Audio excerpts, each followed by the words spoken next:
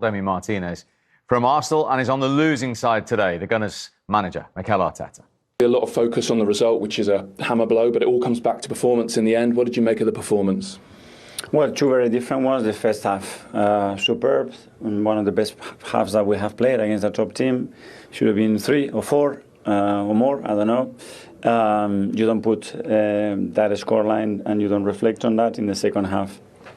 We lack momentum. Didn't happen a lot of things, but we didn't have the flow that we had in the first half, and then we conceded 2 very, very poor goals. So how did they take that momentum away from you? Well, credit to them, because in the first half we had a lot. We were a bit imprecise with the ball. We didn't have enough sequences in the right areas to do what we did in the first half. We were struggling to regain the ball as well in the areas that we did in the first half, and that's it. And then we lost it, and you have to congratulate the opponent. So if you look back at key reasons, do you actually look back at not being clinical first half, not being 3 or 4 ahead like you said you deserved? For sure. And when you are at this level, you have to punish them. It's not like you're going to do that for 95 minutes against a top opponent. And we haven't done that. At least don't concede again the goals that we have. Do you think it began to play on minds, the fact that you hadn't got the goals your performance warranted? Well, I don't know. That's more a question for the players that are there, but that's always in football the case, you know. And then you have to be sometimes a bit more patient than we were in the second half to find our moments, and we're trying to do that as well with the changes. That's when we concede the goal. I was going to ask you about the changes, particularly taking off Martin Odegaard, who was a big influence on the game first half. You're thinking? Yeah, because he had a little issue. That's why. Okay. How important now? You've talked about being emotionally stable. You said that in midweek when you were behind in the game. How important now is emotional stability? There's going to be a lot of noise, City at the top now. How do you cut through that? But we cannot control that. What we can control is when you have the run that we had, and you win, and you win, and you win, and you win, and you win, and you win, and you draw, and you win. Easy to be a leader, easy to stand up, easy to stand here, easy to be around with the flow. Is now. The moment is now. After this blow, how we react, we have the best opportunity to react on Wednesday night against Bayern Munich, and now the team has to show it, and now we have to make sure that we react in the way that that if you want to win, you have to expect to overcome these situations. So is that for you as well? Big voices, leaders, like you say, when you're winning and winning and winning, that's one thing. No, it was going to happen at some stage. With the games that we have, it was going to happen. Now how we react to that, that's going to be the key. Yeah, I mean, it's the first time you blinked since New Year's Eve, really.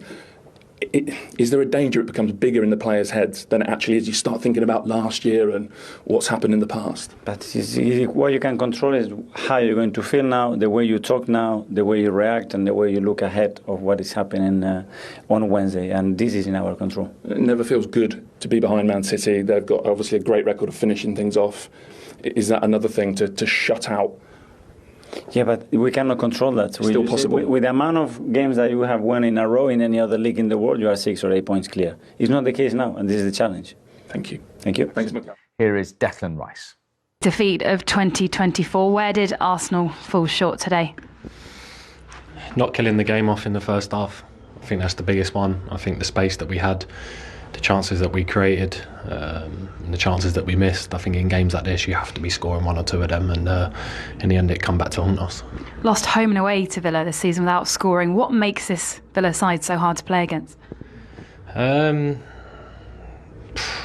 don't know, to be honest with you, because in both games we could have scored 3 or 4 goals, so it's more on our side, to be honest with you. Yeah, they're a great team, and they hold the line really well and they're compact, but the chances that we have in these games, we've got to be taking them, and so it falls on us, really. Looking at the table now, just how damaging could this defeat be?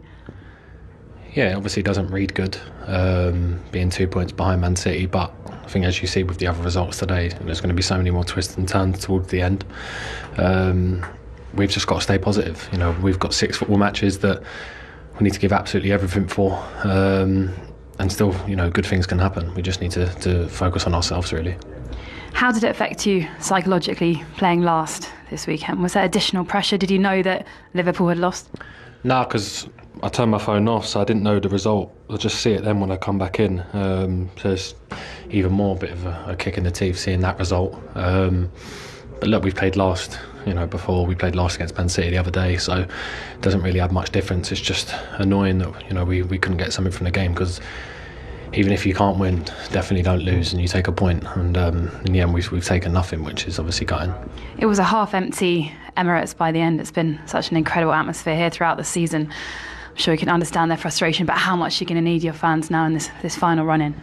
Yeah, we're going to need them massively. I think the change and the energy with them has been unbelievable.